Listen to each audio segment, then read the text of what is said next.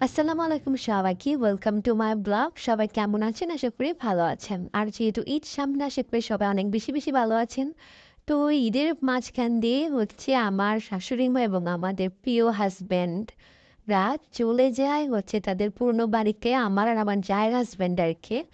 তো তাই আমরা দুজন একা আর আমি আর আমার যা একদম ২ বান্ধবীর মতো। আর আমাদের প্রিয় খাবার বিরিয়ানি। তো যেহেতু বাসায় কেউ নাই আর রান্না-বান্নার কোনো ঝামেলাও তেমন নাই, তাই ভাবলাম শর্টকাট বিরিয়ানি রান্না করা যাক। তো আরকি আমরা সেদিন বিরিয়ানি রান্না করি এবং অনেক নরমালভাবে রান্না করি। আর এত বেশি ইয়াম্মি হয়, যদি আপনাদের সবাইকে খাওয়াতে পারতাম আমি সত্যিই মানে বুঝাতে পারছি না এত বেশি ইয়াম্মি হয়েছে। তো এই তো আমরা রান্নার মাঝখান দিয়ে একটু আম খেয়ে নিয়েছি। এরপরে আমরা এই বিরিয়ানিটা খুবই নরমভাবে রান্না করি। দেখতেই পাচ্ছেন সেরকম কোনোই আমরা মানে তেমন কোনো মসলা দিইনি। জাস্ট বিরিয়ানির প্যাকেটের কিছু ঘরের কিছু মসলা দিয়ে রান্না করেছি। আসলে ছোটবেলায় এরকম হতো, যখনই বাসায় আমাদেরকে রেখে যেত আর আমরা তখনই কিন্তু এরকম চুপি রান্না করে খেয়ে নিতাম। তো আজকে সেই দিনের কথাই মনে পড়লো। যদিও চুপি না, আমাদের শাশুড়ি মা আমাদেরকে বলেছে, "তোমাদের যা ইচ্ছা রান্না করে খাও।" তা আমি ভাবলাম শর্টকাটে আমরা বিরিয়ানি রান্না করে খেতে পারি। তাই আরকি। আর আজকের দিনটা সত্যি আমাদের ছোটবেলার দিনগুলোকে মনে করিয়ে দিয়েছে।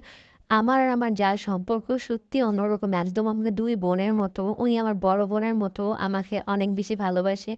আর সেও আমাকে তার ছোট বোনের মতো অনেক বেশি ভালোবাসে। আমাদের এই ভালোবাসা যেন সবসময় থাকে। কখনো যেন এই ভালোবাসার মধ্যে কোনো দ্বন্দ্ব না আসে।